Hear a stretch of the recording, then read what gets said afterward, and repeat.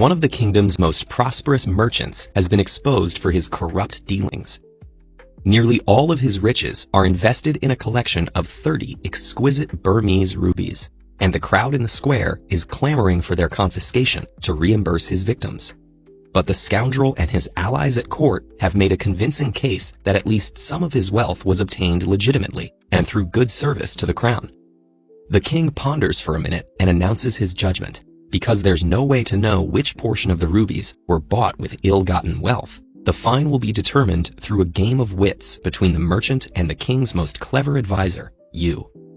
You're both told the rules in advance. The merchant will be allowed to discreetly divide his rubies among 3 boxes, which will then be placed in front of you.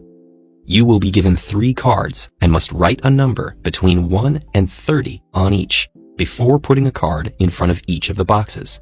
The boxes will then all be opened. For each box, you will receive exactly as many rubies as the number written on the corresponding card, if the box has at least that many. But if your number is greater than the number of rubies actually there, the scoundrel gets to keep the entire box. The king puts just 2 constraints on how the scoundrel distributes his rubies.